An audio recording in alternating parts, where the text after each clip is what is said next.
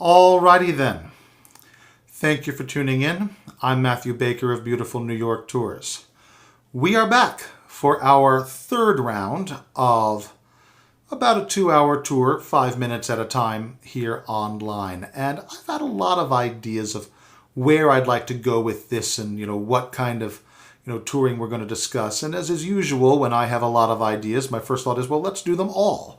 But then, of course, you have to decide which ones to do first and why and what order makes sense. So, there's a lot of talk going on right now about opening up gradually and opening up in phases and trying to acclimate to the risks involved in getting back to life that's not going to be normal the way we think of it, but as close to it as we can get safely.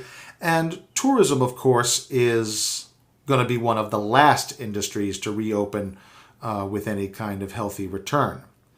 So let's talk about what happens when you get here. Now, a lot of people have talked about how air travel is changing. It's going to become more difficult. It's going to take longer. It's going to be more expensive. And maybe all of that is true.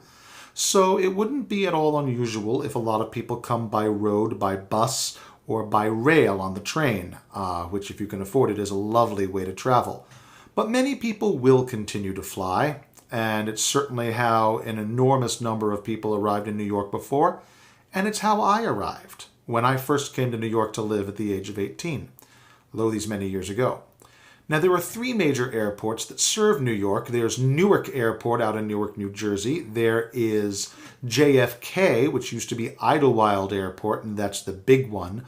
But if your journey is like mine, you'll come in the airport where I arrived, and that is LaGuardia Airport. I live not far from LaGuardia Airport in northwestern Queens, and it's usually my airport of choice just for the convenience to me. Now, that said, a lot of people tend to complain, not unfairly, that LaGuardia can be an inconvenient airport in terms of how it's laid out, what kind of available seating there is if you're waiting for people, the way to get from the gate to the bag check. It's not the best layout for an airport, but it has some beautiful, beautiful buildings in it, which is a very strange thing to say about an airport, but definitely check out the lovely terminal with its Art Deco murals. LaGuardia is named for Fiorello LaGuardia, the great mayor of New York who saw us through the Great Depression and World War II.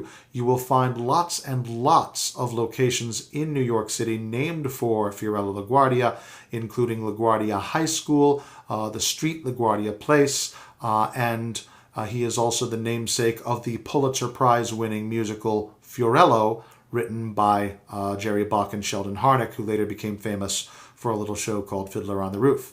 So LaGuardia definitely is a name that looms large in New York City, and rightly so. He was, as you can tell by the name, of Italian descent, but he also spoke fluent Yiddish in a city that had fast become the most Jewish city in the world, and held that title until recently, when Tel Aviv grew larger in the last decade or so.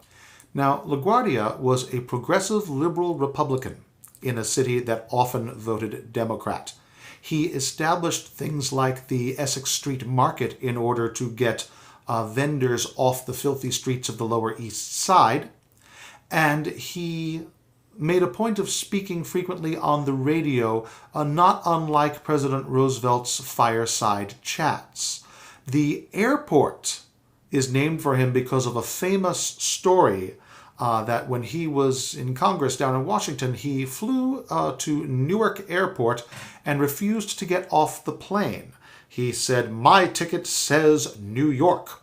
And he was unwilling to accept a ticket that said New York and then get off at Newark Airport. Well, in those days, the city itself didn't have a quality commercial airline airport. Floyd Bennett Field in Brooklyn had been a popular landing spot for military planes. Today, it's a historic site managed by the National Park Service, but there was no major civilian airport in New York City. And so the plane took off from Newark with just LaGuardia on board and landed at an empty field in Queens. From that sprang LaGuardia Airport, and it has been taking care of travelers ever since. There are going to be many things we'll talk about in this series about what happens when you're in New York. Today we talk about your arrival. Tomorrow we might talk about your lodgings or your activities, what you like to see, what you like to eat, what you like to do. And hopefully by the time this round of touring is over, you can actually put together at least one potential tour itinerary from it.